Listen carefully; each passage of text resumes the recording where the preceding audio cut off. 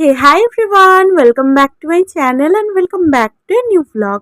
আজ হচ্ছে মহাষ্টমী। সকালে উঠেই স্নান করে আমি সুন্দর করে নতুন জামা পরে রেডি হয়ে নিয়েছি।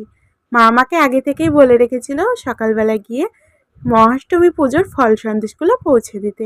তাই জন্য ঠাকুর মন্দিরের ফল সন্দেশগুলো নিয়ে আমি বেরিয়ে পড়লাম মণ্ডপে দিতে যাওয়ার জন্য। বেশি লেট করলে পুজোয় বসে যাবে, সেই জন্য আমি বেশি লেট করিনি।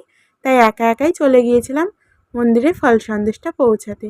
আর তখন মেবি 7:30-8টা মতন বাজে, কিন্তু কী রৌদ্রু হয়ে গেছে দেখো।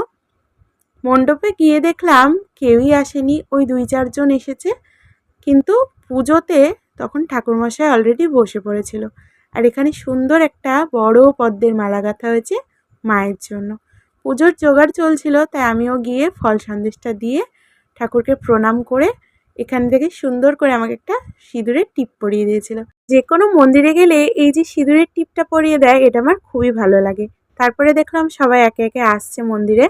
আর আমি যেহেতু একাই গিয়েছিলাম, তো একা একা বসে কি করব, সেই জন্য সোজা চলে আসলাম বাড়িতে।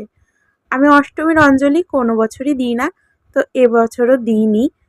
শুধুমাত্র মায়ের ফল সন্দেশটা পৌঁছে দিয়ে এসে একটু চা, বিস্কিট আর নিমকি খেয়ে নিচ্ছিলাম। সারা বছর যতই নিমকি খায় না কেন, এই পুজোর সময় নাড়ু নিমকি খাওয়ার কিন্তু মজাটাই আলাদা। তো এখানে একটু নিমকি খাওয়ার পর আমার বান্ধবী সেই সকাল থেকে আমাকে SMS করছে অষ্টমীর অঞ্জলি দিবি না, এটা জিজ্ঞেস করে। তো শেষমেশ ভাবলাম যে না, ওরা যখন অঞ্জলি দিতে গেছে আমিও একটু যাই, একসাথে দেখা হবে, গল্প হবে। গিয়ে দেখলাম অষ্টমীর অঞ্জলি হচ্ছে। তারপরে একটু বসে গল্প করার পর আমাদেরকে দিয়েছিল চরণামৃত।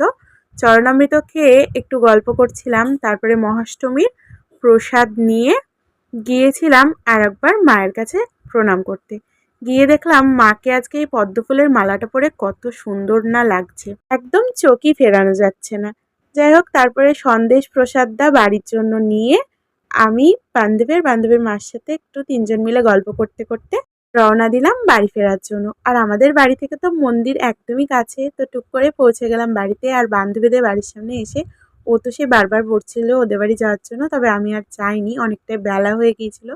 প্রসাদ আনার পর যেহেতু মারা খাবে, তো এসে আগে ওদেরকে প্রসাদ দেওয়ার পর আমিও একটু প্রসাদ খেয়ে নিলাম।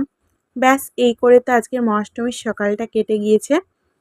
আর তখন মোটামুটি 12টা বেজে গিয়েছিল, তাই তাড়াতাড়ি করে গিয়ে আবার চেঞ্জ করে খাবারটা খেয়ে নিলাম। আর সকালে খেয়েছিলাম ডালিয়া আর পাঁপড় ভাজা।